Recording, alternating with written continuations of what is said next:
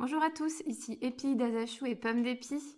Nous nous sommes quittés la dernière fois avec la fin de l'âge des Valar et la restructuration du monde.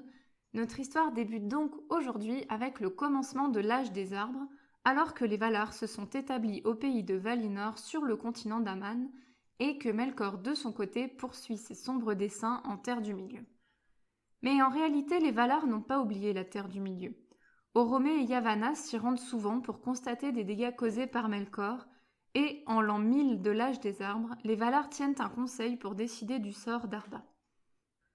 Varda, la Dame des Étoiles, la première reine des Valar, crée de nombreuses étoiles à cette occasion grâce à la lumière de Telperion, l'arbre d'argent. Elle place Vala Kirka, la grande ours, au nord, au-dessus de la forteresse Utumno, celle de Melkor. Le but, c'est de lui rappeler que les Valar ne l'ont pas oublié et qu'ils viendront bientôt le défier. Mais en l'an 1050, il se passa quelque chose que les Valar n'avaient pas prédit. Un projet d'Eru Ilúvatar lui-même qu'il n'avait dévoilé à personne. En Terre du Milieu, au bord du lac Cuiviénen, de drôles de créatures firent leur apparition. Ce sont les elfes, ceux qui s'appelaient alors les Kendi, les premiers-nés, qui s'éveillèrent en Terre du Milieu. Ils étaient terrorisés à cause de l'obscurité et des créatures de Melkor qu'ils apercevaient une fois la nuit tombée à travers les fourrés. Et en l'an 1080, les serviteurs de Melkor lancèrent une offensive contre les Kendi. Il est raconté qu'un certain nombre d'elfes furent capturés alors par Melkor. Ils étaient torturés, dénaturés et réduits souvent en esclavage. Et c'est là qu'on dit, peut-être un peu par extrapolation des fois, qu'ils devinrent des orques tels que nous les connaissons aujourd'hui. Tolkien a plus ou moins confirmé ça dans certaines versions de ses écrits, mais pas dans toutes. Moi, je pense que c'est assez crédible, donc on va partir là-dessus. Quelques années plus tard, Oromé découvrit les Kendi au bord du lac et s'empressa de rapporter la nouvelle à Valinor. Manwë, le roi des Valar, décide alors de déclarer la guerre à Melkor et les Valar partent pour la Terre du Milieu. La guerre dura un peu moins de 8 ans et pendant tout ce temps, les Valar assiégèrent la forteresse de Melkor, Utumno. Les combats dans cette partie nord-ouest de la Terre du Milieu furent si terribles qu'ils contribuèrent à créer les reliefs, les montagnes, les fossés de cette région. C'est finalement en l'an 1099 que Melkor est vaincu par les Valar, et Tulkas, le seigneur des combats, le ligote avec une chaîne créée par Olé le forgeron, dans les cavernes de Mandos. Donc les cavernes de Mandos, c'était un lieu au nord de Valinor, qui était la demeure du Valar juge des morts, Namo, qu'on appelle du coup aussi Mandos, et c'est là que les esprits des morts demeuraient. Donc Melkor, il est enchaîné, emprisonné dans cet endroit. Et sur la Terre du Milieu, les Kendi sont désormais débarrassés de Melkor, et ces créatures sont terrées dans les profondeurs. Donc les Valar, pour ne pas les laisser seuls, les pauvres petits elfes dans l'obscurité en Terre du Milieu, ils décident de les accueillir à Valinor, chez eux. C'est là que ça se complique un petit peu. Les événements qui suivent font partie de ce qu'on appelle la migration des elfes vers Valinor. C'est un long trajet vers l'ouest. Il faut imaginer que les elfes partent alors à ce moment-là des terres tout à l'est. On ne sait pas exactement où était le lac où ils se sont éveillés, mais on sait que c'était plutôt à l'est.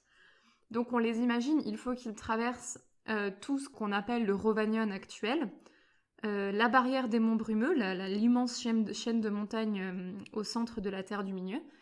Ensuite, sur la gauche, il faut qu'ils traversent l'Eriador actuel. Et à l'époque, il y avait encore une autre contrée encore plus à l'ouest qui s'appelait le Beleriand. Donc, ils avaient vraiment une très très très longue route à faire. Et c'est ce trajet à travers toute la Terre du Milieu qui forgea la destinée des elfes, parce qu'ils vont pas tous aller à la même vitesse, parce qu'il va y avoir des divisions au sein de leur clan, de leur groupe. Donc c'est une partie de l'histoire qui est très intéressante, mais qui est un petit peu complexe, parce qu'il y a beaucoup de noms, il y a beaucoup de personnages. Donc le but, c'est pas de tout apprendre, de tout retenir, et je pense qu'il faut beaucoup de lecture ou beaucoup d'écoute pour que ça rentre. Mais je vais essayer de simplifier au maximum.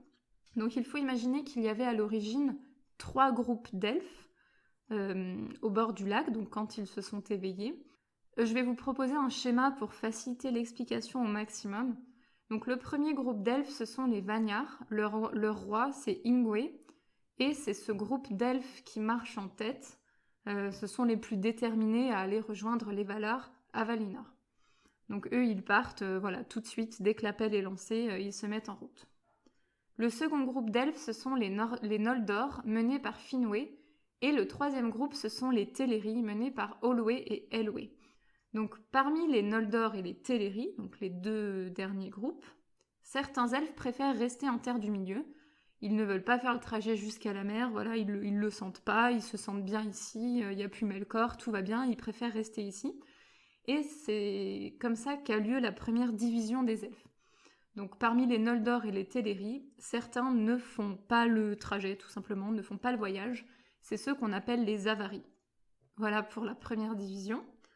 Ensuite, la seconde division a lieu quelques temps après. Donc on imagine toujours, ils sont sur la route avec leurs petits baluchons, et certains Teleri, donc le troisième groupe, sont alors un petit peu effrayés quand ils arrivent devant les monts brumeux, parce que ce sont de très imposantes montagnes. Ils préfèrent pas les franchir, ils préfèrent rester ici, ils se sentent bien, donc ils s'installent dans la vallée à l'est des monts brumeux, qui correspond à la vallée de l'Anduin, au bord du grand fleuve Anduin, qui existait déjà. Et leur roi, c'est alors l'Enwë. Donc eux, entre guillemets, on n'en entend plus parler, c'est des elfes, pareil, qui n'iront jamais à Valinor et qui restent en Terre du Milieu. Ensuite, donc pour refaire un petit peu le point, nous avons toujours en tête les Vanyar, qui eux sont chauds patates, tout le monde est parti, ils veulent vraiment y aller. Ensuite, on a les Noldor, donc qui sont chauds patates aussi, mais il y en a déjà quelques-uns qui sont restés. Ensuite, on a les Teleri, donc qui sont un peu moins chauds, parce qu'il y en a pas mal qui sont restés, soit dans la vallée de l'Anduin, soit au bord du lac, mais il y a toujours quelques-uns qui continuent le trajet. Donc tout se passe bien, les Vanyar et les Noldor finissent par atteindre les rivages de la mer, et c'est grâce au Vala Ulmo qu'ils rejoignent Valinor. Donc Ulmo, c'est le seigneur des eaux. Il utilise en fait une immense île, l'île de Tol Eressëa, comme un immense navire pour transporter les elfes de la Terre du Milieu jusqu'à Valinor. C'est ainsi que les deux premiers groupes d'elfes, les Vanyar et les Noldor, s'installent chez les Valar en 1140. Mais sur la Terre du Milieu, il reste toujours certains Teleri, un grand nombre de Teleri, ceux qui ont réussi à franchir les monts brumeux, et qui sont désormais en train de traverser la région de Beleriand. Mais c'est dans cette région qu'un de leurs chefs, Elwë, disparaît. Et les Teleri, ils n'ont pas trop envie de continuer la route sans lui, donc ils décident de s'installer ici un moment, jusqu'à ce qu'ils retrouvent Elwë. Mais le Beleriand, c'est une vaste contrée donc à l'ouest de l'Eredwin actuel, des montagnes bleues. C'est un territoire qui n'existe plus dans la Terre du Milieu actuelle, mais je pourrais vous mettre des cartes parce qu'il en existe beaucoup sur le net notamment. Mais du coup, qu'est-ce qui est arrivé à Elwë, le chef donc des Teleri qui était en train de marcher là, qui a fait une halte dans les forêts du Beleriand? En réalité, il a fait une bonne rencontre. Il a croisé la route de Melian, une Maia. Donc, faut se rappeler que les Maiars, ce sont des Ainur, des entités divines, qui sont un petit peu inférieurs aux Valar et qui sont souvent leurs serviteurs. Tout comme Sauron était le serviteur de Melkor, la dame Melian, elle servait Esté et Vanna. Et donc, le chef des Teleri, Elwë, il tombe sur Melian et il tombe amoureux d'elle parce que, c'est une Maia, elle est très jolie, elle chante bien, machin. Et tous deux demeurent dans la forêt de Nan Elmoth en Beleriand. Pendant ce temps, sur Valinor, les elfes fraîchement arrivés s'installent dans leur quartier. Les Noldor construisent la ville de Tirion avec les Vanyar, mais la plupart des Vanyar finissent par s'installer au pied du Tani Ketil, qui est une immense montagne, et qui est la demeure de Manwë, le roi des Valar.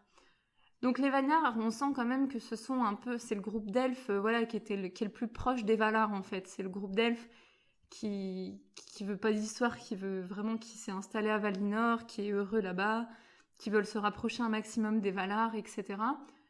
Les Noldor aussi, ils sont très nombreux à avoir atteint Valinor, ils ont construit leur ville, ils sont bien.